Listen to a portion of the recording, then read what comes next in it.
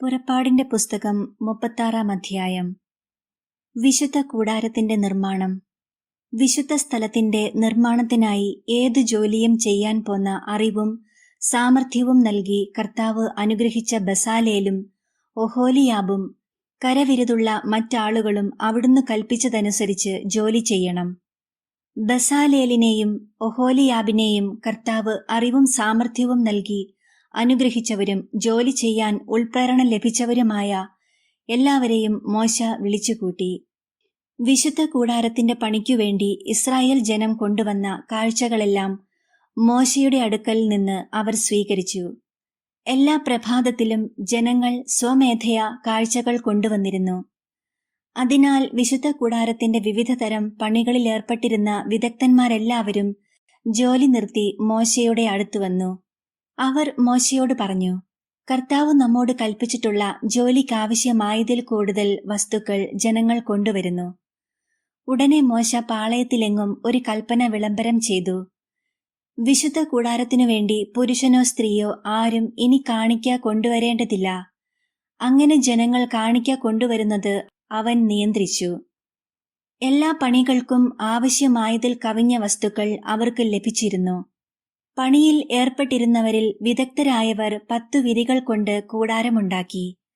അവ നീലം, ധൂമ്രം, കടും ചെമപ്പ് എന്നീ വർണ്ണങ്ങളിലുള്ള നൂലുകളും നേർമയിൽ നെയ്തെടുത്ത ചണത്തുണിയും കൊണ്ട് നിർമ്മിച്ചവയും കെരൂബുകളുടെ ചിത്രം തുന്നി അലങ്കരിച്ചവയുമായിരുന്നു. ഓരോ വിരിയുടെയും നീളം 28 മുഴവും വീതി 4 മുഴവുമായിരുന്നു. എല്ലാ വിരികളും ഒരേ അളവിലുള്ളതായിരുന്നു. അവർ 5 വിരികൾ ഒന്നിനൊന്ന് യോജിപ്പിച്ചു. അതുപോലെ മറ്റേ 5 വിരികളും. ആദ്യ ഗണം വിരികളിൽ അവസാനത്തേതിന്റെ വക്കിൽ നീല നൂൽ കൊണ്ട് അവർ വളയങ്ങൾ നിർമ്മിച്ചു. അപ്രകാരം തന്നെ രണ്ടാം ഗണം വിരികളിൽ അവസാനത്തേതിന്റെ വക്കിലും. ഒന്നാമത്തേതിലും രണ്ടാമത്തേതിലും 50 വളയങ്ങൾ വീതമുണ്ടാക്കി. ഒന്നിനു നേരെ ഒന്ന് വരത്തക്ക വിധത്തിലാണ് വളയങ്ങൾ നിർമ്മിച്ചത്. 50 സ്വർണ്ണ കൊളുത്തുകളുണ്ടാക്കി വിരികൾ പരസ്പരം ബന്ധിച്ചു. അങ്ങനെ കൂടാരം ഒന്നായി തീർന്നു. കൂടാരത്തിന്റെ മുകൾ ഭാഗം മൂടുന്നതിന് കോലാട്ടിൻ രോമം കൊണ്ട് അവർ 11 വിരികൾ ഉണ്ടാക്കി. ഓരോ വിരിയുടെയും നീളം 30 മുഴവും വീതി 4 മുഴവുമായിരുന്നു. 11 വിരികൾക്കും ഒരേ അളവ് തന്നെ. അവർ 5 വിരികൾ ഒന്നോടൊന്ന് തുന്നിച്ചേർത്തു. അതുപോലെ മറ്റേ 6 വിരികളും. ഇരുഗണത്തെയും തമ്മിൽ യോജിപ്പിക്കുന്ന വിരികളുടെ വിളുമ്പുകളിൽ 50 വളയങ്ങൾ വീതം നിർമ്മിച്ചു. കൂടാരം കൂട്ടിയോജിപ്പിക്കാൻ ഓടുകൊണ്ട് 50 കൊളുത്തുകളുമുണ്ടാക്കി. കൂടാരത്തിന് ഊറക്കിട്ട മുട്ടാടിൻ തോലുകൊണ്ട് ഒരാവരണവും അതിനുമീതെ നിലക്കരടി തോലുകൊണ്ട് വേറൊരാവരണവും നിർമ്മിച്ചു. കൂടാരത്തിന് കരുവേല പലകകൾ കൊണ്ട് നിവർന്നു നിൽക്കുന്ന ചട്ടങ്ങളുമുണ്ടാക്കി. ഓരോ പലകയുടെയും നീളം 10 മുഴമായിരുന്നു, വീതി 1.5 മുഴവും. പലകകളെ തമ്മിൽ ചേർക്കുന്നതിന് ഓരോ പലകയിലും 2 കുടുമകൾ ഉണ്ടായിരുന്നു. എല്ലാ പലകകളും ഇങ്ങനെ തന്നെയാണ് ഉണ്ടാക്കിയത്. അവർ കൂടാരത്തിനുള്ള ചട്ടപ്പലകകൾ ഇപ്രകാരമാണുണ്ടാക്കിയത്. തെക്കുവശത്ത് 20 പലകകൾ, 20 പലകകളുടെ അടിയിൽ വെള്ളികൊണ്ട് 40 പാദകുടങ്ങൾ, ഓരോ പലകയുടെയും അടിയിൽ കുടുമയ്ക്ക് 1 വീതം 2 പാദകുടങ്ങൾ. കൂടാരത്തിന്റെ വടക്കുവശത്ത് അവർ 20 പലകകൾ ഉണ്ടാക്കി. ഓരോ പലകയ്ക്കുമിടയിൽ 2 വീതം വെള്ളികൊണ്ടുള്ള 40 പാദകുടങ്ങളും ഉണ്ടാക്കി. കൂടാരത്തിന്റെ പിൻഭാഗമായ പടിഞ്ഞാറ് വശത്ത് 6 പലകകൾ ഉണ്ടാക്കി.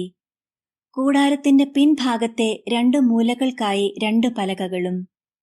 അവയുടെ ചുവടുകൾ അകത്തിയും മുകൾ ഭാഗം ഒരു വളയം കൊണ്ട് യോജിപ്പിച്ചും നിർത്തി. ഇരുമൂലകളിലുമുള്ള 2 പലകകൾക്കും ഇപ്രകാരം ചെയ്തു. അങ്ങനെ 8 പലകകളും ഒരു പലകയുടെ അടിയിൽ 2 വീതം വെള്ളികൊണ്ടുള്ള 16 പാദകുടങ്ങളും ഉണ്ടായിരുന്നു. കരുവേല തടി കൊണ്ട് അവർ അഴികൾ നിർമ്മിച്ചു. കൂടാരത്തിന്റെ ഒരു വശത്തെ പലകകൾക്ക് 5 അഴികൾ, മറുവശത്തുള്ള പലകകൾക്കും 5 അഴികൾ. കൂടാരത്തിന്റെ പിൻഭാഗമായ പടിഞ്ഞാറ് വശത്തെ പലകകൾക്കും 5 അഴികൾ. നടുവിലുള്ള അഴി പലകയുടെ പകുതി ഉയരത്തിൽ വച്ച് ഒരറ്റം മുതൽ മറ്റേ അറ്റം വരെ കടത്തിവിട്ടു.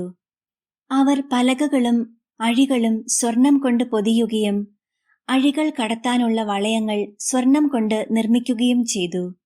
നീലം, ധൂമ്രം, കടും ചെമപ്പ് എന്നീ വർണ്ണങ്ങളിലുള്ള നൂലുകളും നേർമയിൽ നെയ്തെടുത്ത ചണത്തുണിയും ഉപയോഗിച്ച് തിരശ്ശീലയുണ്ടാക്കി. കെരൂബുകളുടെ ചിത്രം വിദഗ്ധമായി തുന്നിച്ചേർത്ത് അത് അലങ്കരിച്ചു. അവർ കരുവേലത്തടി കൊണ്ട് 4 തൂണുകൾ ഉണ്ടാക്കി, സ്വർണം കൊണ്ട് പൊതിഞ്ഞു. അവയ്ക്ക് സ്വർണം കൊണ്ട് കൊളുത്തുകളും വെള്ളി കൊണ്ട് 4 പാദകുടങ്ങളും പണിതു. നീലം, ധൂമ്രം, കടും ചെമപ്പ് എന്നീ വർണ്ണങ്ങളിലുള്ള നൂലുകളും നേർമയിൽ നെയ്ത് ചിത്രത്തുന്നൽ കൊണ്ട് അലങ്കരിച്ച ചണത്തുണിയും ഉപയോഗിച്ച് കൂടാരവാതിലിന് അവർ യവനികയുണ്ടാക്കി. അതിനായി 5 തൂണുകളും അവയിൽ കൊളുത്തുകളുമുണ്ടാക്കി. തൂണുകളുടെ ശീർഷങ്ങൾ സ്വർണം കൊണ്ട് പൊതിഞ്ഞു. പട്ടകൾ സ്വർണം കൊണ്ടും അവയുടെ 5 പാദകുടങ്ങൾ ഓടുകൊണ്ടും നിർമ്മിച്ചു. പുറപ്പാട് 37 അധ്യായം. സാക്ഷ്യപേടകം. ബസാലേൽ കരുവേലത്തടി കൊണ്ട് പേടകമുണ്ടാക്കി. അതിന്റെ നീളം 2.5 മുഴം ആയിരുന്നു, വീതിയും ഉയരവും 1.5 മുഴം വീതവും. തനി സ്വർണം കൊണ്ട് അതിന്റെ അകവും പുറവും പൊതിഞ്ഞു. അതിനു ചുറ്റും സ്വർണം കൊണ്ടുള്ള ഒരു അരികുപാളി പിടിപ്പിച്ചു. 4 സ്വർണ്ണ വളയങ്ങളുണ്ടാക്കി 4 മൂലകളിൽ ഘടിപ്പിച്ചു. ഒരു വശത്ത് 2ഉം മറുവശത്ത് 2ഉം. അവൻ കരുവേലത്തടി കൊണ്ട് തണ്ടുകളുണ്ടാക്കി സ്വർണം കൊണ്ട് പൊതിഞ്ഞു. പേടകം വഹിക്കുന്നതിന് അതിന്റെ വശങ്ങളിലുള്ള വളയങ്ങളിലൂടെ തണ്ടുകൾ കടത്തി. തനി സ്വർണം കൊണ്ട് കൃപാസനം നിർമ്മിച്ചു. അതിന്റെ നീളം 2.5 മുഴവും വീതി 1.5 മുഴവുമായിരുന്നു. കൃപാസനത്തിന്റെ 2 അഗ്രങ്ങളിൽ സ്ഥാപിക്കാൻ സ്വർണ്ണ തകിട് കൊണ്ട് 2 കെരൂബുകളെ നിർമ്മിച്ചു. 2 അഗ്രങ്ങളിലും 1 വീതം കൃപാസനത്തോട് ഒന്നായി ചേർത്താണ് അവയെ നിർമ്മിച്ചത്. കെരൂബുകൾ മുകളിലേക്ക് ചിറകുകൾ വിരിച്ച് കൃപാസനത്തെ മൂടിയിരുന്നു. കൃപാസനത്തിലേക്ക് തിരിഞ്ഞ് അവ മുഖാഭിമുഖം നിലകൊണ്ടു. കരുവേലത്തടി കൊണ്ട് അവൻ മേശയുണ്ടാക്കി. അതിന് 2 മുഴം നീളവും 1 മുഴം വീതിയും 1.5 മുഴം ഉയരവുമുണ്ടായിരുന്നു. തനി സ്വർണം കൊണ്ട് അത് പൊതിയുകയും മുകൾ ഭാഗത്ത് ചുറ്റിലും സ്വർണം കൊണ്ട് അരികുപാളി പിടിപ്പിക്കുകയും ചെയ്തു. അതിനു ചുറ്റും കൈപ്പത്തിയുടെ വീതിയിൽ ഒരു ചട്ടവും ചട്ടത്തിനു ചുറ്റും സ്വർണം കൊണ്ട് അരികുപാളിയും പിടിപ്പിച്ചു. അവൻ 4 സ്വർണ്ണ വളയങ്ങൾ നിർമ്മിച്ച് അവ മേശയുടെ 4 കാലുകളിൽ ഘടിപ്പിച്ചു. മേശ വഹിക്കാനുള്ള തണ്ടുകൾ കടത്തിയിരുന്ന വളയങ്ങൾ ചട്ടത്തോട് ചേർന്നതായിരുന്നു. ഈ തണ്ടുകൾ അവൻ കരുവേലത്തടി കൊണ്ടുണ്ടാക്കി, സ്വർണം കൊണ്ട് പൊതിഞ്ഞു. മേശപ്പുറത്തേക്കുള്ള ഉപകരണങ്ങൾ, താലങ്ങൾ, തട്ടങ്ങൾ, കലശങ്ങൾ, പാനീയബലിക്കുള്ള ചഷകങ്ങൾ എന്നിവ തനി സ്വർണം കൊണ്ട് നിർമ്മിച്ചു. വിളക്കുകാൽ. തനി സ്വർണം കൊണ്ട് വിളക്കുകാൽ ഉണ്ടാക്കി. അതിന്റെ അടിത്തട്ട്, തണ്ട്, ചഷകങ്ങൾ, മുകുളങ്ങൾ, പുഷ്പങ്ങൾ എന്നിവ ഒരേ സ്വർണ്ണ തകിടിലാണ് പണിതത്. വിളക്കുകാലിന് ഓരോ വശത്തും 3 വീതം 2 വശങ്ങളിലായി 6 ശാഖകളുണ്ടായിരുന്നു. വിളക്കുകാലിന്റെ 6 ശാഖകളിലോരോന്നിലും ബദാം പൂവിന്റെ ആകൃതിയിലുള്ളതും മുകുളങ്ങളോടും പുഷ്പദലങ്ങളോടും കൂടിയതുമായ 3 ചഷകങ്ങൾ വീതം ഉണ്ടായിരുന്നു. വിളക്കുകാലിന്റെ തണ്ടിന്മേൽ ബദാം പൂവിന്റെ ആകൃതിയിലുള്ളതും മുകുളങ്ങളോടും പുഷ്പദലങ്ങളോടും കൂടിയതുമായ 4 ചഷകങ്ങൾ ഉണ്ടായിരുന്നു. വിളക്കുകാലിൽ നിന്ന് പുറപ്പെടുന്ന ഓരോ ജോഡി ശാഖകളുടെയും ചുവട്ടിൽ വിളക്കുകാലിന്റെ തണ്ടിനോട് ഒന്നായി ചേർന്ന് ഒരു മുകുളം വീതമുണ്ടായിരുന്നു. മുകുളങ്ങളും ശാഖകളും വിളക്കുകാലിനോട് ഒന്നായി ചേർന്നിരുന്നു. എല്ലാം തനി സ്വർണ്ണ തകിട് കൊണ്ട് പണിതതായിരുന്നു. അവൻ അതിന്റെ 7 വിളക്കുകളും തിരിയണയ്ക്കാൻ ഉപയോഗിക്കുന്ന കത്രികകളും തട്ടങ്ങളും തനി സ്വർണം കൊണ്ട് നിർമ്മിച്ചു. വിളക്കുകാലും അതിന്റെ എല്ലാ ഉപകരണങ്ങളും 1 താലന്ത് തനി സ്വർണം കൊണ്ടാണ് നിർമ്മിച്ചത്. ധൂപപീഠം. കരുവേലത്തടി കൊണ്ട് അവൻ ഒരു ധൂപപീഠം പണിതു. അത് 1 മുഴം നീളവും 1 മുഴം വീതിയുമുള്ള സമചതുരമായിരുന്നു. ഉയരം 2 മുഴം. അതിന്റെ കൊമ്പുകൾ അതിനോട് ഒന്നായി ചേർന്നിരുന്നു. തനി സ്വർണം കൊണ്ട് അവൻ അതിന്റെ മുകൾ ഭാഗവും വശങ്ങളും കൊമ്പുകളും പൊതിഞ്ഞു. അതിന് മുകൾ വശത്തായി ചുറ്റും സ്വർണം കൊണ്ടുള്ള അരികുപാളി പിടിപ്പിച്ചു. അതു വഹിക്കുന്നതിനുള്ള തണ്ടുകൾ കടത്തുന്നതിന് അരികുപാളിയുടെ താഴെ മൂലകളിലായി ഒരു വശത്ത് 2ഉം മറുവശത്തു രണ്ടും സ്വർണവളയങ്ങൾ ഘടിപ്പിച്ചു. കരുവേലത്തടി കൊണ്ട് തണ്ടുകൾ ഉണ്ടാക്കി സ്വർണം കൊണ്ട് പൊതിഞ്ഞു. സുഗന്ധ തൈലങ്ങൾ നിർമ്മിക്കുന്ന വിദഗ്ധനെ പോലെ അവൻ വിശുദ്ധമായ അഭിഷേക തൈലവും ധൂപത്തിനുള്ള പരിമള വസ്തുക്കളും സജ്ജീകരിച്ചു. പുറപ്പാട് 38 അധ്യായം. ദഹന ബലിപീഠം. ബസാലേൽ കരുവേലത്തടി കൊണ്ട് ദഹന ബലിപീഠം നിർമ്മിച്ചു. അത് 5 മുഴം നീളവും വീതിയുമുള്ള സമചതുരമായിരുന്നു. അതിന്റെ ഉയരം 3 മുഴവും. അതിന്റെ 4 മൂലകളിലും അതിനോട് ഒന്നായി ചേർത്ത് 4 കൊമ്പുകൾ നിർമ്മിച്ച് ഓടുകൊണ്ട് പൊതിഞ്ഞു. ബലിപീഠത്തിന്റെ ഉപകരണങ്ങളെല്ലാം പാത്രങ്ങൾ, കോരികകൾ, താലങ്ങൾ, മുൾക്കരണ്ടികൾ, അഗ്നികലശങ്ങൾ എന്നിവ ഓടുകൊണ്ട് നിർമ്മിച്ചു. അവൻ ബലിപീഠത്തിന്റെ മുകളിലെ അരികുപാളിക്കു കീഴിൽ ബലിപീഠത്തിന്റെ മധ്യഭാഗം വരെ ഇറങ്ങി നിൽക്കുന്ന ഒരു ചട്ടക്കൂട് ഓടുകൊണ്ടുള്ള അഴികൾ ഉപയോഗിച്ച് വലയുടെ രൂപത്തിൽ നിർമ്മിച്ചു.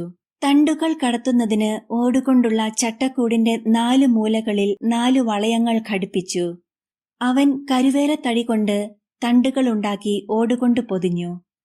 ബലിപീഠം വഹിച്ചുകൊണ്ടു പോകുന്നതിന് അതിന്റെ വശങ്ങളിലുള്ള വളയങ്ങളിലൂടെ തണ്ടുകൾ കടത്തി. ബലിപീഠം പലകകൾ കൊണ്ടാണ് നിർമ്മിച്ചത്. അതിന്റെ അകം പൊള്ളയായിരുന്നു.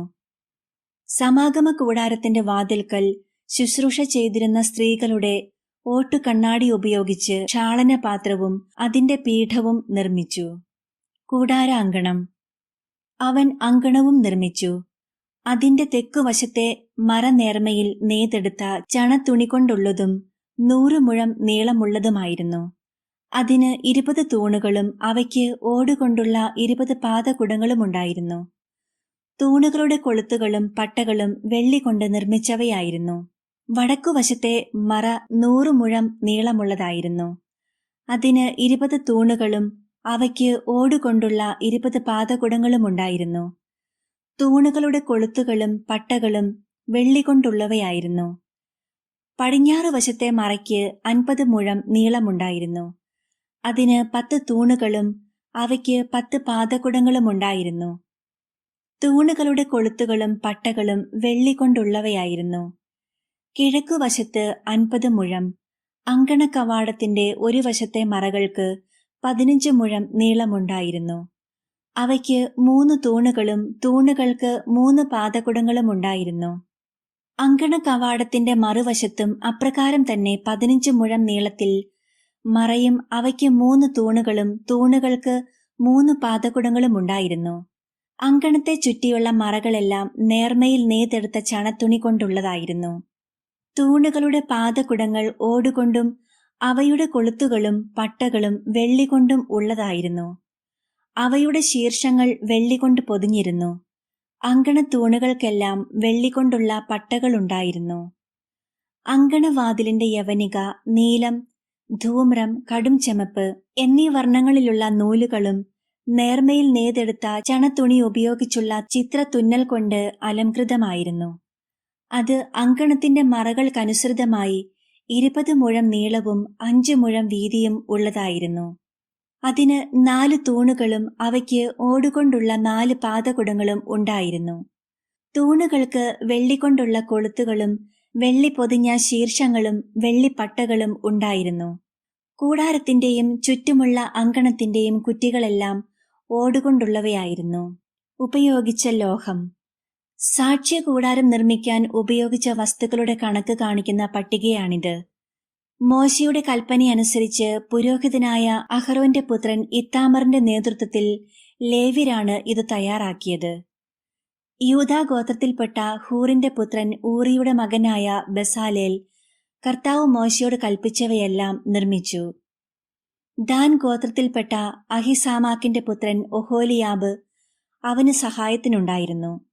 ഒഹോലിയാബ് കൊത്തുപണിക്കാരനും ശില്പവിദഗ്ധനും നീലം, ധൂമ്രം, കടും ചെമപ്പ് എന്നീ വർണ്ണങ്ങളിലുള്ള നൂലുകളും നേർമയിൽ നെയ്തെടുത്ത ചണത്തുണിയും ഉപയോഗിച്ച് ചിത്രത്തുന്നൽ നടത്തുന്നവനുമായിരുന്നു. വിശുദ്ധ കൂടാരത്തിന്റെ എല്ലാ പണികൾക്കുമായി ചെലവാക്കിയ കാണിക്ക സ്വർണം വിശുദ്ധ മന്ദിരത്തിലെ തോതനുസരിച്ച് ആകെ 29 താലന്തും 730 ഷെക്കലുമാകുന്നു. ജനസംഖ്യാ കണക്കിലുൾപ്പെട്ടവരിൽ നിന്ന് ലഭിച്ച വെള്ളി വിശുദ്ധ മന്ദിരത്തിലെ തോതനുസരിച്ച് 100 താലന്തും 1775 ഷെക്കലുമാകുന്നു. ജനസംഖ്യ കണക്കിലുൾപ്പെട്ടവരിൽ 20 വയസ്സും അതിനുമേലും പ്രായമുള്ളവർ ആളൊന്നിന് 1 ബക്ക വിശുദ്ധ മന്ദിരത്തിലെ തോതനുസരിച്ച് 1/2 ഷെക്കൽ കൊടുക്കേണ്ടിയിരുന്നു. അവരുടെ സംഖ്യ 6,03,550 ആയിരുന്നു. വിശുദ്ധ കൂടാരത്തിനും തിരശീലയ്ക്കും വേണ്ടി പാദകുടങ്ങൾ വാർക്കുന്നതിന് പാദകുടമൊന്നിന് 1 താലന്ത് വീതം 100 താലന്ത് വെള്ളി ഉപയോഗിച്ചു. 1775 ഷെക്കൽ വെള്ളി കൊണ്ട് തൂണുകളുടെ കൊളുത്തുകളും പട്ടകളും ഉണ്ടാക്കുകയും ശീർഷങ്ങൾ പൊതിയുകയും ചെയ്തു. കാണിക്കയായി ലഭിച്ച ഓട് 70 താലന്തും 2400 ഷെക്കലുമാണ്. അവൻ അതുപയോഗിച്ച് സമാഗമ കൂടാരത്തിന്റെ വാതിലിന് പാദകുടങ്ങളും ഓടുകൊണ്ടുള്ള ബലിപീഠവും അതിന്റെ അഴിക്കൂടും ബലിപീഠത്തിലെ ഉപകരണങ്ങളും കൂടാരാങ്കണത്തിന് ചുറ്റുമുള്ള പാദകുടങ്ങളും അങ്കണകവാടത്തിന്റെ പാദകുടങ്ങളും കൂടാരത്തിന്റെയും ചുറ്റുമുള്ള അങ്കണത്തിന്റെയും കുറ്റികളും നിർമ്മിച്ചു. പുറപ്പാട് 39 അധ്യായം. പുരോഹിത വസ്ത്രങ്ങൾ. മോശയ്ക്ക് കർത്താവ് നൽകിയ കൽപ്പനയനുസരിച്ച് അവർ വിശുദ്ധ കൂടാരത്തിലെ ശുശ്രൂഷകൾക്കു വേണ്ടി നീലം, ധൂമ്രം, കടും ചെമപ്പ് എന്നീ വർണ്ണങ്ങളിലുള്ള നൂലുകൾ ഉപയോഗിച്ച് നേർമയുള്ള വസ്ത്രങ്ങൾ നിർമ്മിച്ചു. അഹ്റോനു വേണ്ടിയുള്ള വിശുദ്ധ വസ്ത്രങ്ങളുമുണ്ടാക്കി. സ്വർണവും നീലം, ധൂമ്രം, കടും ചെമപ്പ് എന്നീ വർണ്ണങ്ങളിലുള്ള നൂലുകളും നേർമയിൽ നെയ്തെടുത്ത ചണത്തുണിയും ഉപയോഗിച്ച് അവർ എഫോദ് ഉണ്ടാക്കി. അവർ സ്വർണം തല്ലിപ്പരത്തി നേരിയ നൂലുകളായി വെട്ടിയെടുത്ത് നീലം, ധൂമ്രം, കടും ചെമപ്പ് എന്നീ വർണ്ണങ്ങളിലുള്ള നൂലുകളിലും നേർമയിൽ നെയ്തെടുത്ത ചണത്തുണികളിലും വിദഗ്ധമായി ഇണക്കിച്ചേർത്തു. എഫോദിന് തോൾവാറുകളുണ്ടാക്കി അതിന്റെ 2 അറ്റങ്ങളിലും യോജിപ്പിച്ചു. എഫോദിനെ ചുറ്റിയിരുന്ന പട്ട എഫോദ് പോലെ തന്നെ സ്വർണവും നീലം, ധൂമ്രം, കടും ചെമപ്പ് എന്നീ വർണ്ണങ്ങളിലുള്ള നൂലുകളും നേർമയിൽ നെയ്തെടുത്ത ചണത്തുണിയും ചേർത്ത് കർത്താവ് മോശയോട് കൽപ്പിച്ച പ്രകാരമാണ് ഉണ്ടാക്കിയത്. ചെത്തി ഒരുക്കിയ വൈഢൂര്യക്കല്ലുകളിൽ മുദ്ര പോലെ ഇസ്രായേലിന്റെ പുത്രന്മാരുടെ പേരുകൾ കൊത്തി. കല്ലുകൾ സ്വർണ്ണ തകിടുകളിൽ പതിച്ചു.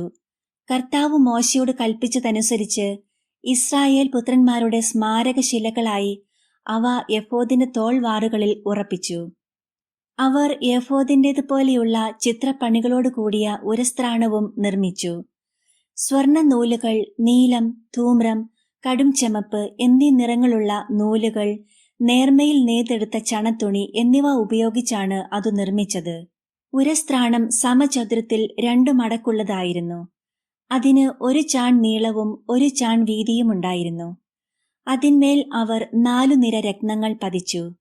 ആദ്യത്തെ നിരയിൽ മാണിക്യം, പുഷ്യരാഗം, വൈഢൂര്യം. രണ്ടാമത്തെ നിരയിൽ മരതകം, ഇന്ദ്രനീലം, വജ്രം. മൂന്നാമത്തെ നിരയിൽ പവിഴം, ചന്ദ്രകാന്തം, സൗഗന്ധികം. നാലാമത്തെ നിരയിൽ പത്മരാഗം, ഗോമേതകം, സൂര്യകാന്തം. അലങ്കാരപ്പണി ചെയ്ത സ്വർണ്ണ തകിടിലാണ് ഈ രത്നങ്ങൾ പതിച്ചത്. ഇസ്രായേലിന്റെ 12 പുത്രന്മാരുടെ പേരുകളനുസരിച്ച് 12 രത്നങ്ങളുണ്ടായിരുന്നു. ഓരോ ഗോത്രത്തിന്റെയും പേര് ഓരോ രത്നത്തിന്മേൽ മുദ്ര പോലെ ആലേഖനം ചെയ്തു. അവർ ഉരസ്ത്രാണത്തിനു വേണ്ടി തനി സ്വർണം കൊണ്ട് കയറുപോലെ പിണച്ചെടുത്ത തുടലുകൾ പണിതു. 2 സ്വർണ്ണ തകിടുകളും 2 സ്വർണ്ണ വളയങ്ങളും ഉണ്ടാക്കി. വളയങ്ങൾ ഉരസ്ത്രാണത്തിന്റെ മുകളിലത്തെ 2 മൂലകളിൽ ഘടിപ്പിച്ചു. 2 സ്വർണ്ണ തുടലുകൾ ഉരസ്ത്രാണത്തിന്റെ മൂലകളിലുള്ള വളയങ്ങളിൽ കൊളുത്തി. സ്വർണ്ണ തുടലുകളുടെ മറ്റേ അറ്റങ്ങൾ സ്വർണ്ണ തകിടുകളിൽ ഘടിപ്പിച്ച് ഏഫോദിന്റെ മുൻഭാഗത്ത് അതിന്റെ തോൾവാറുകളിൽ ബന്ധിച്ചു. 2 സ്വർണ്ണ വളയങ്ങൾ ഉണ്ടാക്കി അവ ഉരസ്ത്രാണത്തിന്റെ താഴത്തെ കോണുകളിൽ അവയുടെ ഉൾഭാഗത്ത് ഏഫോദിനോട് ചേർത്ത് ബന്ധിച്ചു. 2 സ്വർണ്ണ വളയങ്ങൾ കൂടി നിർമ്മിച്ച് അവ ഏഫോദിന്റെ തോൾവാറുകളുടെ താഴത്തെ അറ്റങ്ങൾക്ക് മുൻഭാഗത്ത് അവയുടെ തുന്നലിനോടടുത്ത് എഫോദിന്റെ അലങ്കൃതമായ അരപ്പട്ടയ്ക്ക് മുകളിലായി ബന്ധിച്ചു.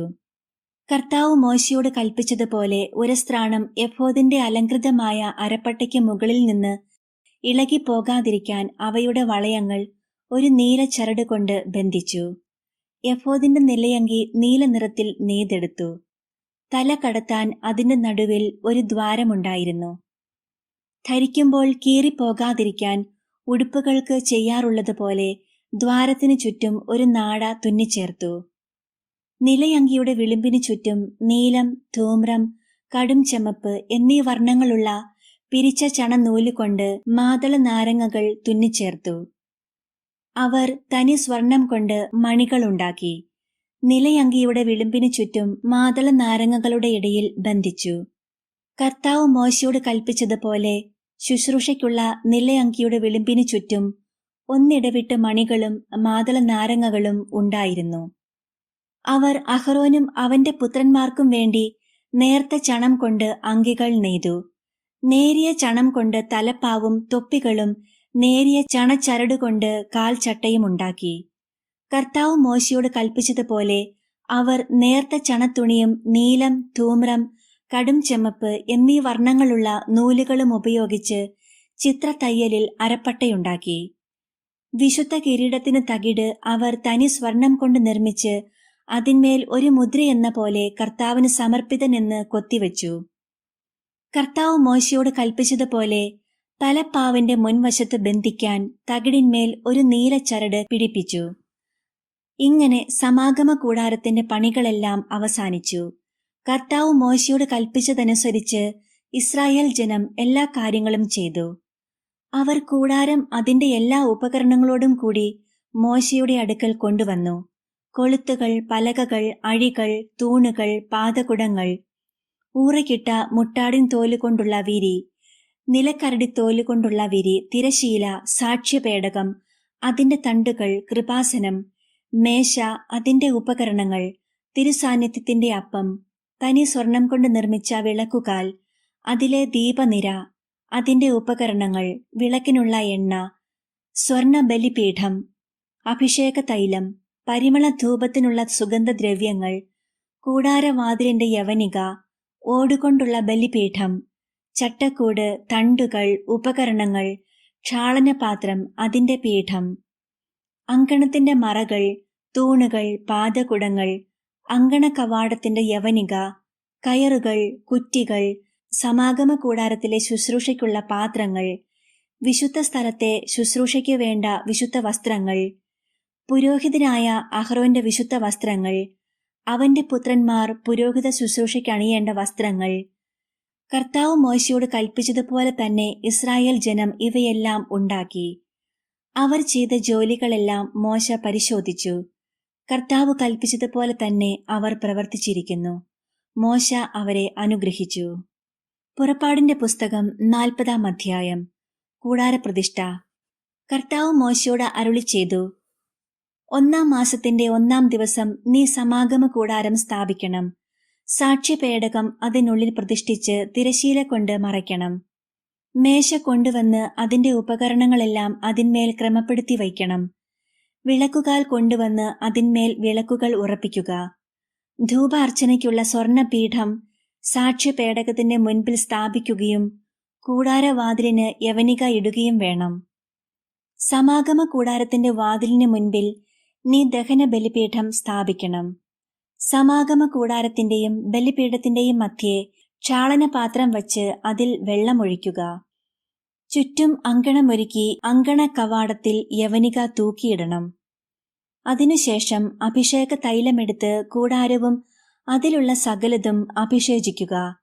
അങ്ങനെ കൂടാരവും അതിലെ ഉപകരണങ്ങളും ശുദ്ധീകരിക്കുക. അവ വിശുദ്ധമാകും.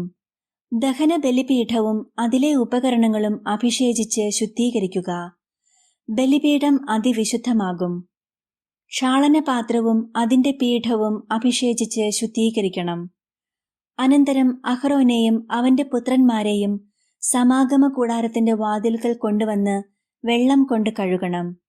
അഹ്റോനെ നീ വിശുദ്ധ വസ്ത്രങ്ങൾ അണിയിക്കുകയും അഭിഷേചിച്ച് ശുദ്ധീകരിക്കുകയും വേണം. അങ്ങനെ അവൻ പുരോഹിത പദവിയിൽ എന്നെ ശുശ്രൂഷിക്കട്ടെ. അവന്റെ പുത്രന്മാരെ കൊണ്ടുവന്ന് അങ്കികൾ അണിയിക്കണം. അവരുടെ പിതാവിനെ അഭിഷേചിച്ചതുപോലെ അവരെയും അഭിഷേകം ചെയ്യണം. പുരോഹിതരെന്ന നിലയിൽ അവർ എനിക്ക് ശുശ്രൂഷ ചെയ്യട്ടെ. അവരുടെ ഈ അഭിഷേകം അവരെ തലമുറകളിലൂടെ നിലനിൽക്കുന്ന നിത്യപൗരോഹിത്യത്തിൽ ഭാഗഭാക്കുകളാക്കും. മോശ അപ്രകാരം പ്രവർത്തിച്ചു. കർത്താവ് തന്നോട് കൽപ്പിച്ചതെല്ലാം അവൻ അനുഷ്ഠിച്ചു. 2-ാം വർഷം 1-ാം മാസം 1-ാം ദിവസം കൂടാരം സ്ഥാപിക്കപ്പെട്ടു. മോശ കൂടാരമുയർത്തി, അതിന്റെ പാദകുടങ്ങൾ ഉറപ്പിച്ചു, പലകകൾ പിടിപ്പിച്ചു, അഴികൾ നിരത്തി, തൂണുകൾ നാട്ടി. കർത്താവ് കൽപ്പിച്ചതുപോലെ മോശ കൂടാരത്തിന്റെ വിതാനം ഒരുക്കി, വിരികൾ നിരത്തി. അവൻ ഉടമ്പടി പത്രികയെടുത്ത് പേടകത്തിൽ വച്ചു, തണ്ടുകൾ പേടകത്തോട് ഘടിപ്പിച്ചു. പേടകത്തിന് മീതെ കൃപാസനം സ്ഥാപിക്കുകയും ചെയ്തു. കർത്താവ് കൽപ്പിച്ചതുപോലെ മോശ സാക്ഷ്യപേടകം കൂടാരത്തിനുള്ളിലേക്ക് കൊണ്ടുവന്നു. അത് തിരശ്ശീല കൊണ്ട് മറച്ചു. അവൻ സമാഗമ കൂടാരത്തിൽ ശ്രീകോവിലിന്റെ വടക്കുവശത്തായി യവനികയ്ക്കു വെളിയിൽ മേശ സ്ഥാപിച്ചു. അതിന്മേൽ കർത്താവ് കൽപ്പിച്ചതുപോലെ അവിടുത്തെ മുൻപിൽ ക്രമപ്രകാരം അപ്പവും വച്ചു. സമാഗമ കൂടാരത്തിൽ മേശയ്ക്കെതിരായി ശ്രീകോവിലിന്റെ തെക്കുവശത്ത് വിളക്കുകാൽ സ്ഥാപിച്ചു. കർത്താവ് കൽപ്പിച്ചതുപോലെ മോശ കർത്താവിന്റെ മുൻപിൽ വിളക്കുകൾ വച്ചു. സമാഗമ കൂടാരത്തിൽ തിരശ്ശീലയുടെ മുൻപിൽ ധൂപാർച്ചനയ്ക്കുള്ള സ്വർണപീഠം സ്ഥാപിച്ചു. കർത്താവ് കൽപ്പിച്ചതുപോലെ മോശ അതിന്മേൽ പരിമളദ്രവ്യങ്ങൾ പുകച്ചു. കൂടാരത്തിന്റെ വാതിൽക്കൽ തിരശ്ശീല തൂക്കിയിട്ടു. കർത്താവ് കൽപ്പിച്ചതുപോലെ സമാഗമ കൂടാരത്തിന്റെ വാതിൽക്കൽ ദഹന ബലിപീഠം സ്ഥാപിക്കുകയും അതിന്മേൽ ദഹനബലിയും ധാന്യബലിയും അർപ്പിക്കുകയും ചെയ്തു. സമാഗമ കൂടാരത്തിനും ബലിപീഠത്തിനും മധ്യേ ക്ഷാളനപാത്രം വച്ച് അതിൽ ക്ഷാളനത്തിനുള്ള വെള്ളമൊഴിച്ചു. ഈ വെള്ളം കൊണ്ട് മോശയും അഹ്റോനും അഹ്റോന്റെ പുത്രന്മാരും കൈകാലുകൾ കഴുകി. കർത്താവ് മോശയോട് കൽപ്പിച്ചതുപോലെ അവർ സമാഗമ കൂടാരത്തിൽ പ്രവേശിക്കുമ്പോഴും ബലിപീഠത്തെ സമീപിക്കുമ്പോഴും ക്ഷാളനകർമ്മം അനുഷ്ഠിച്ചു പോന്നു. അവൻ കൂടാരത്തിനും ബലിപീഠത്തിനും ചുറ്റും അങ്കണമുണ്ടാക്കി. അങ്കണ കവാടത്തിൽ യവനികയിട്ടു. അങ്ങനെ മോശ ജോലി ചെയ്തു തീർത്തു. കർത്താവിന്റെ സാന്നിധ്യം. അപ്പോൾ ഒരു മേഘം സമാഗമ കൂടാരത്തെ ആവരണം ചെയ്തു. കർത്താവിന്റെ മഹത്വം കൂടാരത്തിൽ നിറഞ്ഞു നിന്നു. മോശയ്ക്ക് സമാഗമ കൂടാരത്തിൽ പ്രവേശിക്കാൻ കഴിഞ്ഞില്ല, കാരണം മേഘം അതിനെ ആവരണം ചെയ്തിരുന്നു. കർത്താവിന്റെ മഹത്വം കൂടാരത്തിൽ നിറഞ്ഞു നിന്നിരുന്നു. മേഘം കൂടാരത്തിൽ നിന്ന് ഉയരുമ്പോഴാണ് ഇസ്രായേൽ ജനം യാത്ര പുറപ്പെട്ടിരുന്നത്. മേഘം ഉയർന്നില്ലെങ്കിൽ അതുയരുന്ന ദിവസം വരെ അവർ പുറപ്പെട്ടിരുന്നില്ല. കർത്താവിന്റെ മേഘം പകൽ സമയത്ത് കൂടാരത്തിന് മുകളിൽ നിലകൊണ്ടിരുന്നു. രാത്രി സമയത്ത് മേഘത്തിൽ അഗ്നി ജ്വലിച്ചിരുന്നു. ഇസ്രായേൽ ജനം യാത്രയുടെ ഓരോ ഘട്ടത്തിലും ഇതു ദർശിച്ചു. സങ്കീർത്തനങ്ങൾ 49-ാം അധ്യായം. സമ്പത്തിന്റെ നശ്വരത. ജനതകളെ ശ്രദ്ധിക്കുവിൻ, ഭൂവാസികളെ ചെവിയോർക്കുവിൻ. എളിയവരും ഉന്നതരും ധനികരും ദരിദ്രരും ഒന്നുപോലെ കേൾക്കട്ടെ. എന്റെ അധരങ്ങൾ ജ്ഞാനം പ്രഘോഷിക്കും, എന്റെ ഹൃദയം വിവേകം മന്ത്രിക്കും. സുഭാഷിതത്തിന് ഞാൻ ചെവി ചായിക്കും. കിന്നരനാദത്തോടെ ഞാൻ എന്റെ കടം കഥയുടെ പൊരുൾ തിരിക്കും. എന്നെ പീഡിപ്പിക്കുന്നവരുടെ ദുഷ്ടത എന്നെ വലയം ചെയ്യുന്നു. ക്ലേശകാലങ്ങളിൽ ഞാൻ എന്തിനു ഭയപ്പെടണം? അവർ തങ്ങളുടെ ധനത്തിൽ ആശ്രയിക്കുകയും സമ്പത്തിൽ അഹങ്കരിക്കുകയും ചെയ്യുന്നു. തന്നെ വീണ്ടെടുക്കാനോ സ്വന്തം ജീവന്റെ വില ദൈവത്തിന് കൊടുക്കാനോ ആർക്കും കഴിയുകയില്ല. ജീവന്റെ വിടുതൽ വില വളരെ വലുതാണ്. എത്രയായാലും അത് തികയുകയുമില്ല. എന്നേക്കും ജീവിക്കാനോ പാതാളം കാണാതിരിക്കാനോ കഴിയുന്നതെങ്ങനെ? ജ്ഞാനി പോലും മരിക്കുന്നെന്നും മണ്ടനും മന്ദബുദ്ധിയും ഒന്നുപോലെ നശിക്കുമെന്നും തങ്ങളുടെ സമ്പത്ത് അന്യർക്കായി ഉപേക്ഷിച്ചു പോകുമെന്നും അവർ കാണും. ദേശങ്ങൾ സ്വന്തമെന്ന് അവകാശപ്പെട്ടെങ്കിലും ശവകുടീരങ്ങളായിരിക്കും അവരുടെ നിത്യവസതി, തലമുറകളോളം അവരുടെ വാസസ്ഥാനം. മനുഷ്യൻ തന്റെ പ്രതാപത്തിൽ നിലനിൽക്കുകയില്ല. മൃഗങ്ങളെപ്പോലെ അവനും നശിച്ചു പോകും. വിവേകമറ്റ ആത്മവിശ്വാസം പുലർത്തുന്നവരുടെ വിധിയും തങ്ങളുടെ സമ്പത്തിൽ ആനന്ദിക്കുന്നവരുടെ അവസാനവും ഇതുതന്നെ. ആടുകളെപ്പോലെ അവർ മരണത്തിന് വിധിക്കപ്പെട്ടവരാണ്. മൃത്യുവായിരിക്കും അവരുടെ ഇടയൻ. നേരെ ശവക്കുഴിയിലേക്ക് അവർ താഴും. അവരുടെ രൂപം അഴിഞ്ഞു പോകും. പാതാളമായിരിക്കും അവരുടെ പാർപ്പിടം. എന്നാൽ ദൈവം എന്റെ പ്രാണനെ പാതാളത്തിന്റെ പിടിയിൽ നിന്ന് വീണ്ടെടുക്കും. അവിടുന്ന് എന്നെ സ്വീകരിക്കും.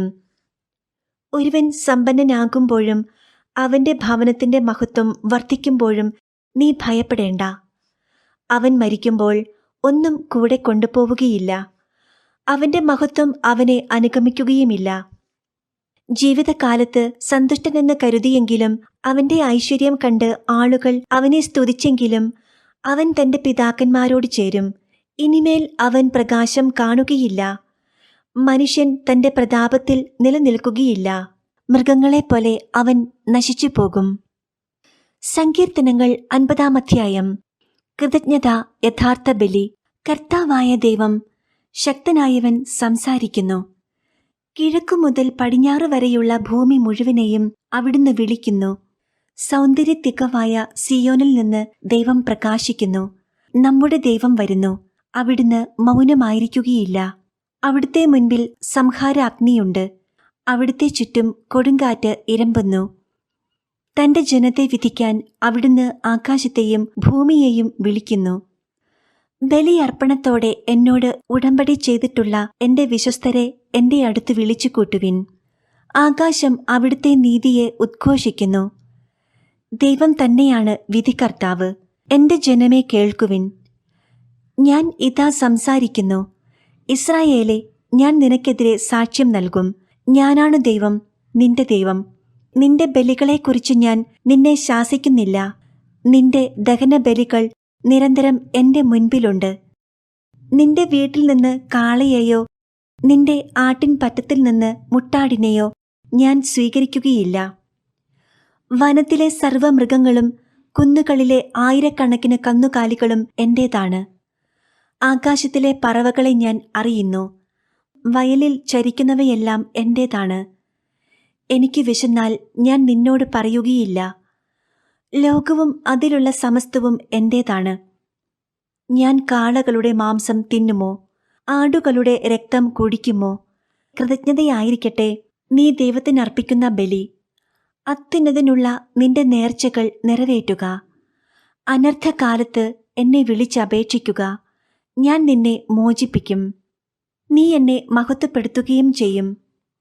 എന്നാൽ ദുഷ്ടനോട് ദൈവം പറയുന്നു, എന്റെ നിയമങ്ങൾ ഉരുവിടാനോ എന്റെ ഉടമ്പടിയെക്കുറിച്ച് ഉരിയാടാനോ നിനക്കെന്തു കാര്യം?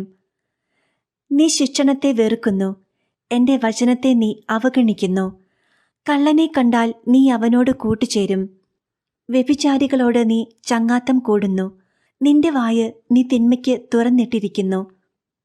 നിന്റെ നാവ് വഞ്ചനയ്ക്ക് രൂപം നൽകുന്നു. നീ നിന്റെ സഹോദരനെതിരായി സംസാരിച്ചു കൊണ്ടിരിക്കുന്നു. സ്വന്തം സഹോദരനെതിരെ നീ അപവാദം പരത്തുന്നു. നീ ഇതെല്ലാം ചെയ്തിട്ടും ഞാൻ മൗനം ദീക്ഷിച്ചു. നിന്നെപ്പോലെയാണ് ഞാനും എന്നു നീ കരുതി. എന്നാൽ ഇപ്പോൾ ഞാൻ നിന്നെ ശാസിക്കുന്നു. നിന്റെ മുൻപിൽ ഞാൻ കുറ്റങ്ങൾ നിരത്തിവയ്ക്കുന്നു. ദൈവത്തെ മറക്കുന്നവരെ, ഓർമ്മയിലിരിക്കട്ടെ, അല്ലെങ്കിൽ ഞാൻ നിങ്ങളെ ചീന്തിക്കളയും. രക്ഷിക്കാൻ ആരും ഉണ്ടായിരിക്കുകയില്ല. ബലിയായി കൃതജ്ഞതയർപ്പിക്കുന്നവൻ എന്നെ ബഹുമാനിക്കുന്നു. നേരായ മാർഗത്തിൽ ചരിക്കുന്നവന് ദൈവത്തിന്റെ രക്ഷ ഞാൻ കാണിച്ചു കൊടുക്കും. സങ്കീർത്തനങ്ങൾ 51-ാം അധ്യായം. ദൈവമേ, കനിയണമേ. ദൈവമേ, അങ്ങയുടെ കാരുണ്യത്തിനൊത്ത് എന്നോട് ദയ തോന്നണമേ. അങ്ങയുടെ കാരുണ്യാതിരേകത്തിനൊത്ത് എന്റെ അതിക്രമങ്ങൾ മായിച്ചു കളയണമേ. എന്റെ അകൃത്യം നിശ്ശേഷം കഴുകിക്കളയണമേ. എന്റെ പാപത്തിൽ നിന്ന് എന്നെ ശുദ്ധീകരിക്കണമേ. എന്റെ അതിക്രമങ്ങൾ ഞാൻ അറിയുന്നു. എന്റെ പാപം എപ്പോഴും എന്റെ കൺമുൻപിലുണ്ട്. അങ്ങയ്ക്കെതിരായി, അങ്ങയ്ക്ക് മാത്രമെതിരായി ഞാൻ പാപം ചെയ്തു.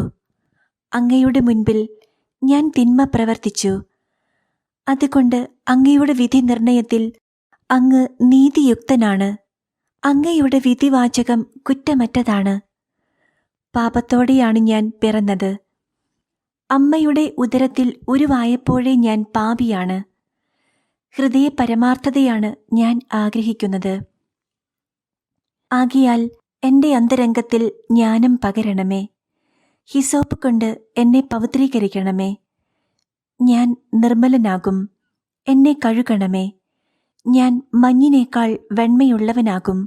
എന്നെ സന്തോഷഭരിതനാക്കണമേ. അവിടുന്ന് തകർത്ത എന്റെ അസ്ഥികൾ ആനന്ദിക്കട്ടെ. എന്റെ പാപങ്ങളിൽ നിന്ന് മുഖം മറയ്ക്കണമേ. എന്റെ അകൃത്യങ്ങൾ മായിച്ചു കളയണമേ. ദൈവമേ, നിർമ്മലമായ ഹൃദയം എന്നിൽ സൃഷ്ടിക്കണമേ. അചഞ്ചലമായ ഒരു നവചൈതന്യം എന്നിൽ നിക്ഷേപിക്കണമേ. അങ്ങയുടെ സന്നിധിയിൽ നിന്ന് എന്നെ തള്ളിക്കളയരുതേ. അങ്ങയുടെ പരിശുദ്ധാത്മാവിനെ എന്നിൽ നിന്ന് എടുത്തു കളയരുതേ. അങ്ങയുടെ രക്ഷയുടെ സന്തോഷം എനിക്കു വീണ്ടും തരണമേ. ഒരുക്കമുള്ള ഹൃദയം നൽകി എന്നെ താങ്ങണമേ. അപ്പോൾ അതിക്രമികളെ ഞാൻ അങ്ങയുടെ വഴി പഠിപ്പിക്കും. പാപികൾ അങ്ങയിലേക്ക് തിരിച്ചുവരും. ദൈവമേ, എൻ്റെ രക്ഷയുടെ ദൈവമേ, രക്തപാതകത്തിൽ നിന്ന് എന്നെ രക്ഷിക്കണമേ. ഞാൻ അങ്ങയുടെ രക്ഷയെ ഉച്ചത്തിൽ പ്രകീർത്തിക്കും. കർത്താവെ, എൻ്റെ അധരങ്ങളെ തുറക്കണമേ. എൻ്റെ നാവ് അങ്ങയുടെ സ്തുതികൾ ആലപിക്കും. ബലികളിൽ അങ്ങ് പ്രസാദിക്കുന്നില്ല. ഞാൻ ദഹനബലി അർപ്പിച്ചാൽ അങ്ങ് സന്തുഷ്ടനാവുകയുമില്ല. ഉരുകിയ മനസ്സാണ് ദൈവത്തിന് സ്വീകാര്യമായ ബലി. ദൈവമേ, നുറുങ്ങിയ ഹൃദയത്തെ അങ്ങ് നിരസിക്കുകയില്ല. അങ്ങ് പ്രസാദിച്ച് സിയോന് നന്മ ചെയ്യണമേ. ജെറുസലേമിന്റെ കോട്ടകൾ പുതുക്കി പണിയണമേ. അപ്പോൾ അവിടുന്ന് നിർദ്ദിഷ്ട ബലികളിലും ദഹനബലികളിലും സമ്പൂർണ്ണ ദഹനബലികളിലും പ്രസാദിക്കും. അപ്പോൾ അങ്ങയുടെ ബലിപീഠത്തിൽ കാളകൾ അർപ്പിക്കപ്പെടും. വിശുദ്ധ മർക്കോസ് എഴുതിയ സുവിശേഷം 5-ാം അധ്യായം. പിശാച് ബാധിതനെ സുഖപ്പെടുത്തുന്നു. അവർ കടലിന്റെ മറുകരയിൽ ഗെരസേനരുടെ നാട്ടിലെത്തി. അവൻ വഞ്ചിയിൽ നിന്ന് ഇറങ്ങിയ ഉടനെ അശുദ്ധാത്മാവ് ബാധിച്ച ഒരുവൻ ശവകുടീരങ്ങൾക്കിടയിൽ നിന്ന് എതിരെ വന്നു. ശവകുടീരങ്ങൾക്കിടയിൽ താമസിച്ചിരുന്ന അവനെ ചങ്ങല കൊണ്ടുപോലും ബന്ധിച്ചിടാൻ കഴിഞ്ഞിരുന്നില്ല. പലപ്പോഴും അവനെ കാൽവിലങ്ങുകളാലും ചങ്ങലകളാലും ബന്ധിച്ചിരുന്നെങ്കിലും അവൻ ചങ്ങലകൾ വലിച്ചു പൊട്ടിക്കുകയും കാൽവിലങ്ങുകൾ തകർത്തു കളയുകയും ചെയ്തിരുന്നു. അവനെ ഒതുക്കി നിർത്താൻ ആർക്കും കഴിഞ്ഞിരുന്നില്ല. രാപകൽ അവൻ കല്ലറകൾക്കിടയിലും മലകളിലും ആയിരുന്നു. അവൻ അലറി വിളിക്കുകയും കല്ലുകൊണ്ട് തന്നെ മുറിപ്പെടുത്തുകയും ചെയ്തിരുന്നു. അകലെ വച്ചു തന്നെ അവൻ യേശുവിനെ കണ്ട് ഓടിവന്ന് അവനെ പ്രണമിച്ചു. ഉച്ചത്തിൽ നിലവിളിച്ചുകൊണ്ട് അവൻ പറഞ്ഞു, മഹോന്നതനായ ദൈവത്തിന്റെ പുത്ര യേശുവേ, അങ്ങ് എൻ്റെ കാര്യത്തിൽ എന്തിന് ഇടപെടുന്നു? ദൈവത്തെക്കൊണ്ട് ആണയിട്ട് ഞാൻ അങ്ങയോട് അപേക്ഷിക്കുന്നു, അങ്ങെന്നെ പീഡിപ്പിക്കരുതേ. കാരണം അശുദ്ധാത്മാവെ, ആ മനുഷ്യനിൽ നിന്ന് പുറത്തു വരൂ എന്ന് യേശു ആജ്ഞാപിച്ചിരുന്നു. നിന്റെ പേരെന്താണ്? യേശു ചോദിച്ചു. അവൻ പറഞ്ഞു, എൻ്റെ പേര് ലെഗിയോൺ. ഞങ്ങൾ അനേകം പേരുണ്ട്. തങ്ങളെ ആ നാട്ടിൽ നിന്ന് പുറത്താക്കരുതേ എന്ന് അവൻ കേണപേക്ഷിച്ചു. വലിയ ഒരു പന്നിക്കൂട്ടം മലയരികിൽ മേയുന്നുണ്ടായിരുന്നു. ഞങ്ങളെ ആ പന്നിക്കൂട്ടത്തിലേക്ക് അയക്കുക, ഞങ്ങൾ അവയിൽ പ്രവേശിച്ചു കൊള്ളട്ടെ എന്ന് അവർ അപേക്ഷിച്ചു. അവൻ അനുവാദം നൽകി. അശുദ്ധാത്മാക്കൾ പുറത്തുവന്ന് പന്നിക്കൂട്ടത്തിൽ പ്രവേശിച്ചു. ഏകദേശം 2000 പന്നികളുണ്ടായിരുന്നു. അവ കിഴക്കാം തൂക്കായ തീരത്തിലൂടെ പാഞ്ഞു ചെന്ന് കടലിൽ മുങ്ങിച്ചത്തു. പന്നികളെ മേയിച്ചുകൊണ്ടിരുന്നവർ ഓടിപ്പോയി നഗരങ്ങളിലും നാട്ടിൻപുറങ്ങളിലും വിവരമറിയിച്ചു. സംഭവിച്ചതെന്തെന്നു കാണാൻ ജനങ്ങൾ വന്നുകൂടി. അവർ യേശുവിന്റെ അടുത്തെത്തി. ലെഗിയോൻ ആവേശിച്ചിരുന്ന പിശാചു ബാധിതൻ വസ്ത്രം ധരിച്ച് സുബോധത്തോടെ അവിടെ ഇരിക്കുന്നത് കണ്ടു. അവർ ഭയപ്പെട്ടു. പിശാചു ബാധിതനും പന്നികൾക്കും സംഭവിച്ചത് കണ്ടവർ അക്കാര്യങ്ങൾ ജനങ്ങളോട് പറഞ്ഞു. തങ്ങളുടെ പ്രദേശം വിട്ടു പോകണമെന്ന് അവർ യേശുവിനോട് അപേക്ഷിച്ചു. അവർ വഞ്ചിയിൽ കയറാൻ തുടങ്ങിയപ്പോൾ പിശാചു ബാധിച്ചിരുന്ന മനുഷ്യൻ അവനോട് കൂടെ പോകുന്നതിന് അനുവാദം ചോദിച്ചു. എന്നാൽ യേശു അനുവദിച്ചില്ല. അവൻ പറഞ്ഞു, നീ വീട്ടിൽ സ്വന്തക്കാരുടെ അടുത്തേക്ക് പോവുക. കർത്താവ് നിനക്കു വേണ്ടി എന്തെല്ലാം പ്രവർത്തിച്ചുവെന്നും എങ്ങനെ നിന്നോട് കരുണ കാണിച്ചുവെന്നും അവരെ അറിയിക്കുക. അവൻ പോയി യേശു തനിക്കു വേണ്ടി എന്തെല്ലാം ചെയ്തെന്ന് ദെക്കാപ്പൊളിസിൽ പ്രഘോഷിക്കാൻ തുടങ്ങി. ജനങ്ങൾ അത്ഭുതപ്പെട്ടു. രക്തസ്രാവക്കാരി ജായിറോസിന്റെ മകൾ. യേശു വീണ്ടും വഞ്ചിയിൽ മറുകരയെത്തിയപ്പോൾ ഒരു വലിയ ജനക്കൂട്ടം അവന് ചുറ്റും കൂടി. അവൻ കടൽ തീരത്ത് നിൽക്കുകയായിരുന്നു. അപ്പോൾ സിനഗോഗ് അധികാരികളിൽ ഒരുവനായ ജായിറോസ് അവിടെ വന്നു. അവൻ യേശുവിനെ കണ്ട് കാൽക്കൽ വീണ് അപേക്ഷിച്ചു, "എന്റെ കൊച്ചുമകൾ മരിക്കാറായി കിടക്കുന്നു. അങ്ങ് വന്ന് അവളുടെ മേൽ കൈകൾ വച്ച് രോഗം മാറ്റി അവളെ ജീവിപ്പിക്കണമേ." യേശു അവന്റെ കൂടെ പോയി. വലിയൊരു ജനക്കൂട്ടം തിങ്ങിഞ്ഞെരുങ്ങി പിന്തുടർന്നു. 12 വർഷമായി രക്തസ്രാവമുള്ള ഒരു സ്ത്രീ ഉണ്ടായിരുന്നു. പല വൈദ്യന്മാരുടെ അടുത്തു പോയി വളരെ കഷ്ടപ്പെടുകയും കൈവശമുള്ളതെല്ലാം ചിലവഴിക്കുകയും ചെയ്തിട്ടും അവളുടെ സ്ഥിതി മെച്ചപ്പെടുകയല്ല, കൂടുതൽ മോശമാവുകയാണ് ചെയ്തത്. അവൾ യേശുവിനെക്കുറിച്ച് കേട്ടിരുന്നു. ജനക്കൂട്ടത്തിനിടയിലൂടെ അവൾ അവന്റെ പിന്നിൽ ചെന്ന് വസ്ത്രത്തിൽ സ്പർശിച്ചു. അവന്റെ വസ്ത്രത്തിൽ ഒന്ന് തൊട്ടാൽ മാത്രം മതി, ഞാൻ സുഖം പ്രാപിക്കുമെന്ന് അവൾ വിചാരിച്ചിരുന്നു. തൽക്ഷണം അവളുടെ രക്തസ്രാവം നിലച്ചു. താൻ രോഗവിമുക്തിയായിരിക്കുന്നുവെന്ന് അവൾക്ക് ശരീരത്തിൽ അനുഭവപ്പെട്ടു. യേശുവാകട്ടെ തന്നിൽ നിന്ന് ശക്തി പുറപ്പെട്ടെന്ന് അറിഞ്ഞ് പെട്ടെന്ന് ജനക്കൂട്ടത്തിന് നേരെ തിരിഞ്ഞു ചോദിച്ചു, "ആരാണ് എന്റെ വസ്ത്രത്തിൽ സ്പർശിച്ചത്?" ശിഷ്യന്മാർ അവനോട് പറഞ്ഞു, "ജനം മുഴുവൻ നിനക്ക് ചുറ്റും തിക്കിക്കൂടുന്നത് കാണുന്നില്ലേ?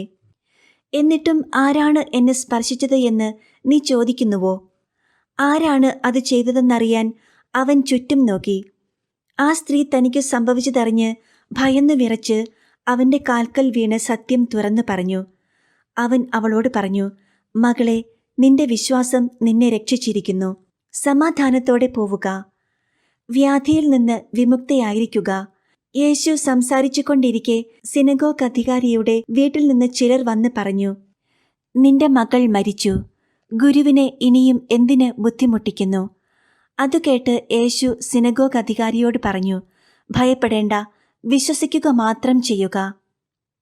പത്രോസും യാക്കോബും യാക്കോബിന്റെ സഹോദരൻ യോഹന്നാനും ഒഴികെ മറ്റാരും തന്നോട് കൂടെ പോരാൻ അവൻ അനുവദിച്ചില്ല. അവർ സിനഗോഗ് അധികാരിയുടെ വീട്ടിലെത്തി. അവിടെ ആളുകൾ വലിയ ബഹളം വയ്ക്കുന്നതും ഉച്ചത്തിൽ കരയുന്നതും അലമുറയിടുന്നതും അവൻ കേട്ടു. അകത്തു പ്രവേശിച്ച് അവൻ അവരോട് പറഞ്ഞു, "എന്തിനാണു നിങ്ങൾ ബഹളം വയ്ക്കുകയും വിലപിക്കുകയും ചെയ്യുന്നത്? കുട്ടി മരിച്ചിട്ടില്ല, ഉറങ്ങുകയാണ്." അവർ അവനെ പരിഹസിച്ചു. അവനാകട്ടെ അവരെ എല്ലാവരെയും പുറത്താക്കി. അനന്തരം പെൺകുട്ടിയുടെ മാതാപിതാക്കന്മാരെയും തന്റെ കൂടെയുണ്ടായിരുന്നവരെയും കൂട്ടിക്കൊണ്ട് അവളെ കിടത്തിയിരുന്നിടത്തേക്ക് അവൻ ചെന്നു. അവൻ അവളുടെ കൈക്കു പിടിച്ചുകൊണ്ട്, "ബാലികെ, എഴുന്നേൽക്കൂ" എന്നർത്ഥമുള്ള തലീത്താ കും എന്ന് പറഞ്ഞു. തൽക്ഷണം ബാലിക എഴുന്നേറ്റു നടന്നു. അവൾക്ക് 12 വയസ്സ് പ്രായമുണ്ടായിരുന്നു. അവർ അത്യന്തം വിസ്മയിച്ചു. ആരും ഈ വിവരം അറിയരുത് എന്ന് യേശു അവർക്ക് കർശനമായ ആജ്ഞ നൽകി. അവൾക്ക് ഭക്ഷണം കൊടുക്കാൻ അവൻ നിർദ്ദേശിച്ചു. വിശുദ്ധ മർക്കോസ് എഴുതിയ സുവിശേഷം 6-ാം അധ്യായം. യേശു സ്വദേശത്ത് അവഗണിക്കപ്പെടുന്നു. യേശു അവിടെ നിന്ന് പോയി സ്വന്തം നാട്ടിലെത്തി. ശിഷ്യന്മാർ അവനെ അനുഗമിച്ചു. സാബത്തു ദിവസം സിനഗോഗിൽ അവൻ പഠിപ്പിക്കാൻ ആരംഭിച്ചു.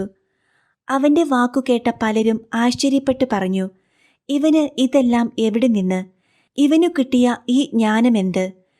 എത്ര വലിയ കാര്യങ്ങളാണ് ഇവന്റെ കരങ്ങൾ വഴി സംഭവിക്കുന്നത്! ഇവൻ മറിയത്തിന്റെ മകനും യാക്കോബ്, യോസെ, യൂദാസ്, ശിമയോൻ എന്നിവയുടെ സഹോദരനുമായ മരപ്പണിക്കാരനല്ലേ? ഇവന്റെ സഹോദരിമാരും ഇവിടെ നമ്മുടെ കൂടെയില്ലേ?" ഇങ്ങനെ പറഞ്ഞ് അവർ അവനിൽ ഇടറി. യേശു അവരോട് പറഞ്ഞു, "സ്വദേശത്തും ബന്ധുജനങ്ങളുടെ ഇടയിലും സ്വഭവനത്തിലുമല്ലാതെ മറ്റെങ്ങും പ്രവാചകൻ അവമതിക്കപ്പെടുന്നില്ല. ഏതാനും രോഗികളുടെ മേൽ കൈകൾ വച്ച് സുഖപ്പെടുത്തുവാനല്ലാതെ മറ്റ് അത്ഭുതമൊന്നും അവിടെ ചെയ്യാൻ അവന് സാധിച്ചില്ല." അവരുടെ വിശ്വാസരാഹിത്യത്തെക്കുറിച്ച് അവൻ വിസ്മയിച്ചു. ശിഷ്യന്മാരെ അയക്കുന്നു. അവൻ ഗ്രാമപ്രദേശങ്ങളിൽ ചുറ്റി സഞ്ചരിച്ച് പഠിപ്പിച്ചുകൊണ്ടിരുന്നു. അവൻ തന്റെ 12 പേരെ അടുത്തു വിളിച്ച് 2 പേരെ വീതം അയക്കാൻ തുടങ്ങി. അശുദ്ധാത്മാക്കളുടെ മേൽ അവർക്ക് അധികാരവും കൊടുത്തു. അവൻ കൽപ്പിച്ചു, "യാത്രയ്ക്കു വടിയല്ലാതെ മറ്റൊന്നും, അപ്പമോ സഞ്ചിയോ അരപ്പട്ടയിൽ പണമോ കരുതരുത്. ചെരുപ്പു ധരിക്കാം, 2 ഉടുപ്പുകൾ ധരിക്കരുത്." അവൻ തുടർന്നു, "നിങ്ങൾ ഏതെങ്കിലും സ്ഥലത്ത് ഒരു വീട്ടിൽ പ്രവേശിച്ചാൽ അവിടം വിട്ടു പോകുന്നതുവരെ ആ വീട്ടിൽ താമസിക്കുവിൻ. എവിടെയെങ്കിലും ജനങ്ങൾ നിങ്ങളെ സ്വീകരിക്കാതിരിക്കുകയോ നിങ്ങളുടെ വാക്കുകൾ ശ്രവിക്കാതിരിക്കുകയോ ചെയ്താൽ അവിടെ നിന്ന് പുറപ്പെടുമ്പോൾ അവർക്കു സാക്ഷ്യത്തിനായി നിങ്ങളുടെ കാലിലെ പൊടി തട്ടിക്കളയുവിൻ. ശിഷ്യന്മാർ പുറപ്പെട്ട് ജനങ്ങളോട് അനുതപിക്കണമെന്ന് പ്രസംഗിച്ചു. അനേകം പിശാചുക്കളെ പുറത്താക്കി. അനേകം രോഗികളെ തൈലം പൂശി സുഖപ്പെടുത്തി. സ്നാപക യോഹന്നാന്റെ ശിരച്ഛേദം. ഹേറോദേസ് രാജാവും ഇക്കാര്യങ്ങൾ കേട്ടു. യേശുവിന്റെ പേര് പ്രസിദ്ധമായി കഴിഞ്ഞിരുന്നു. ചിലർ പറഞ്ഞു, സ്നാപക യോഹന്നാൻ മരിച്ചവരിൽ നിന്ന് ഉയർപ്പിക്കപ്പെട്ടിരിക്കുന്നു. അതുകൊണ്ടാണ് അത്ഭുതകരമായ ഈ ശക്തികൾ ഇവനിൽ പ്രവർത്തിക്കുന്നത്. മറ്റു ചിലർ പറഞ്ഞു, ഇവൻ ഏലിയ ആണ്. വേറെ ചിലർ പറഞ്ഞു, പ്രവാചകരിൽ ഒരുവനെ പോലെ ഇവനും ഒരു പ്രവാചകനാണ്. എന്നാൽ ഇതെല്ലാം കേട്ടപ്പോൾ ഹേറോദേസ് പ്രസ്താവിച്ചു, ഞാൻ ശിരച്ഛേദം ചെയ്ത യോഹന്നാൻ ഉയർപ്പിക്കപ്പെട്ടിരിക്കുന്നു. ഹേറോദേസ് ആളയച്ച് യോഹന്നാനെ പിടിപ്പിക്കുകയും കാരാഗൃഹത്തിൽ ബന്ധിക്കുകയും ചെയ്തിരുന്നു. സ്വന്തം സഹോദരനായ പീലിപ്പോസിന്റെ ഭാര്യ ഹേറോദിയ നിമിത്തമാണ് അവൻ ഇങ്ങനെ ചെയ്തത്. അവൻ അവളെ വിവാഹം ചെയ്തിരുന്നു. യോഹന്നാൻ ഹേറോദേസിനോട് പറഞ്ഞു, സഹോദരന്റെ ഭാര്യയെ നീ സ്വന്തമാക്കുന്നത് നിഷിദ്ധമാണ്. തന്മൂലം ഹെരോദിയായ്ക്ക് യോഹന്നാനോട് വിരോധം തോന്നി. അവനെ വധിക്കാൻ അവൾ ആഗ്രഹിച്ചു. എന്നാൽ അവൾക്ക് സാധിച്ചില്ല. എന്തെന്നാൽ യോഹന്നാൻ നീതിമാനും വിശുദ്ധനുമാണെന്ന് അറിഞ്ഞിരുന്നതുകൊണ്ട് ഹെരോദേസ് അവനെ ഭയപ്പെട്ട് സംരക്ഷണം നൽകിപ്പോന്നു. അവന്റെ വാക്കുകൾ അവനെ അസ്വസ്ഥനാക്കിയിരുന്നെങ്കിലും അവൻ പറയുന്നതെല്ലാം സന്തോഷത്തോടെ കേൾക്കുമായിരുന്നു. ഹെരോദേസ് തന്റെ ജന്മദിനത്തിൽ രാജ്യസേവകന്മാർക്കും സഹസ്രാധിപന്മാർക്കും ഗലീലയിലെ പ്രമാണികൾക്കും വിരുന്നു നൽകിയപ്പോൾ ഹെരോദിയായ്ക്ക് അനുകൂലമായ ഒരു അവസരം വന്നു ചേർന്നു. അവളുടെ മകൾ വന്ന് നൃത്തം ചെയ്ത് ഹെരോദേസിനെയും അതിഥികളെയും പ്രീതിപ്പെടുത്തി. രാജാവ് പെൺകുട്ടിയോട് പറഞ്ഞു, നീ ആഗ്രഹിക്കുന്നതെന്തും ചോദിച്ചു കൊള്ളുക, അത് ഞാൻ നിനക്കു തരും. അവൻ അവളോട് ശപഥം ചെയ്ത് പറഞ്ഞു, നീ എന്തു തന്നെ ചോദിച്ചാലും എന്റെ രാജ്യത്തിന്റെ പകുതി പോലും ഞാൻ നിനക്കു തരും. അവൾ പോയി അമ്മയോട് ചോദിച്ചു, ഞാൻ എന്താണ് ആവശ്യപ്പെടേണ്ടത്? അമ്മ പറഞ്ഞു, സ്നാപക യോഹന്നാന്റെ ശിരസ്. അവൾ ഉടനെ അകത്തുവന്ന് രാജാവിനോട് ആവശ്യപ്പെട്ടു, ഇപ്പോൾ തന്നെ സ്നാപക യോഹന്നാന്റെ ശിരസ് ഒരു തളികയിൽ വച്ച് എനിക്ക് തരണമെന്ന് ഞാൻ ആഗ്രഹിക്കുന്നു. രാജാവ് അതീവ ദുഃഖിതനായി. എങ്കിലും തന്റെ ശപഥത്തെ പ്രതിയും അതിഥികളെ വിചാരിച്ചും അവളുടെ ആഗ്രഹം നിരസിക്കാൻ അവന് തോന്നിയില്ല. അവന്റെ തല കൊണ്ടുവരാൻ ആജ്ഞാപിച്ച് ഒരു സേവകനെ രാജാവ് ഉടനെ അയച്ചു. അവൻ കാരാഗൃഹത്തിൽ ചെന്ന് യോഹന്നാന്റെ തല വെട്ടിയെടുത്തു. അത് ഒരു തളികയിൽ വച്ച് കൊണ്ടുവന്ന് പെൺകുട്ടിക്ക് കൊടുത്തു. അവൾ അത് അമ്മയെ ഏൽപ്പിച്ചു. ഈ വിവരം അറിഞ്ഞ യോഹന്നാന്റെ ശിഷ്യന്മാർ വന്ന് മൃതദേഹം കല്ലറയിൽ സംസ്കരിച്ചു. അപ്പം വർദ്ധിപ്പിക്കുന്നു. അപ്പസ്തോലന്മാർ യേശുവിന്റെ അടുത്ത് ഒരുമിച്ചു കൂടി തങ്ങൾ ചെയ്തതും പഠിപ്പിച്ചതും അറിയിച്ചു. അനേകം ആളുകൾ അവിടെ വരികയും പോകുകയും ചെയ്തിരുന്നു. ഭക്ഷണം കഴിക്കാൻ പോലും അവർക്ക് ഒഴിവു കിട്ടിയിരുന്നില്ല. അതിനാൽ അവൻ പറഞ്ഞു, നിങ്ങൾ ഒരു വിജന സ്ഥലത്തേക്ക് വരുവിൻ, അല്പം വിശ്രമിക്കാം. അവർ വഞ്ചിയിൽ കയറി ഒരു വിജന സ്ഥലത്തേക്ക് പോയി. പലരും അവരെ കാണുകയും തിരിച്ചറിയുകയും ചെയ്തു. എല്ലാ പട്ടണങ്ങളിലും നിന്ന് ജനങ്ങൾ കരവഴി ഓടി അവർക്ക് മുൻപേ അവിടെയെത്തി. അവൻ കരയ്ക്കിറങ്ങിയപ്പോൾ വലിയ ഒരു ജനക്കൂട്ടത്തെ കണ്ടു. അവരോട് അവന് അനുകമ്പ തോന്നി. കാരണം അവർ ഇടയനില്ലാത്ത ആട്ടിൻപറ്റം പോലെ ആയിരുന്നു. അവൻ അവരെ പല കാര്യങ്ങളും പഠിപ്പിക്കാൻ തുടങ്ങി.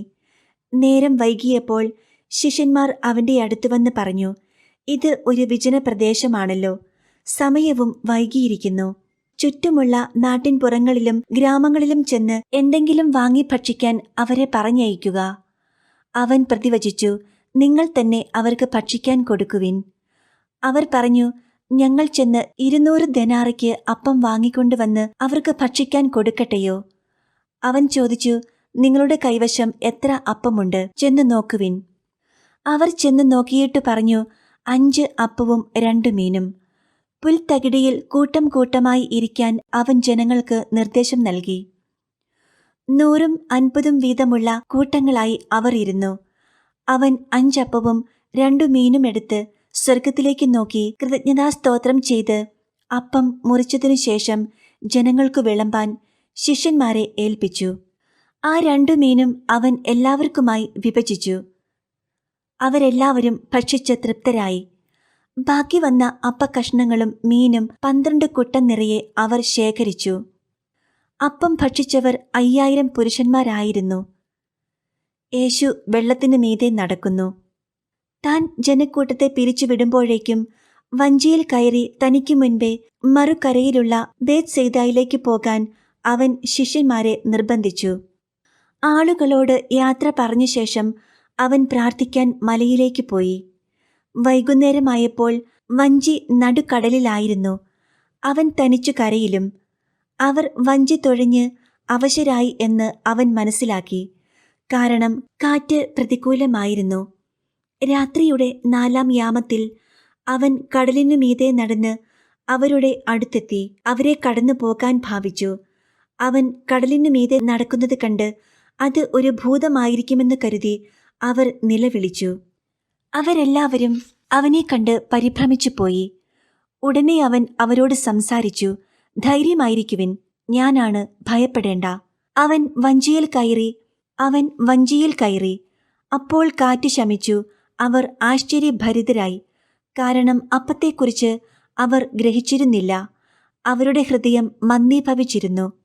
ഗെനേസറത്തിലെ അത്ഭുതങ്ങൾ. അവർ കടൽ കടന്ന് ഗെനേസറത്തിൽ എത്തി. വഞ്ചി കരയ്ക്കടുപ്പിച്ചു. കരയ്ക്കിറങ്ങിയപ്പോൾ തന്നെ ആളുകൾ അവനെ തിരിച്ചറിഞ്ഞു. അവർ സമീപ പ്രദേശങ്ങളിലെല്ലാം ഓടി നടന്ന് രോഗികളെ കിടക്കയിലെടുത്ത് അവനുണ്ടെന്നു കേട്ട സ്ഥലത്തേക്ക് കൊണ്ടുവരാൻ തുടങ്ങി. ഗ്രാമങ്ങളിലോ നഗരങ്ങളിലോ നാട്ടിൻപുറങ്ങളിലോ അവൻ ചെന്നിടത്തൊക്കെ ആളുകൾ രോഗികളെ കൊണ്ടുവന്ന് പൊതുസ്ഥലങ്ങളിൽ കിടത്തിയിരുന്നു. അവന്റെ വസ്ത്രത്തിന്റെ വിളിമ്പിലെങ്കിലും സ്പർശിക്കാൻ അനുവദിക്കണമെന്ന് അവർ അപേക്ഷിച്ചു. സ്പർശിച്ചവരെല്ലാം സുഖം പ്രാപിക്കുകയും ചെയ്തു.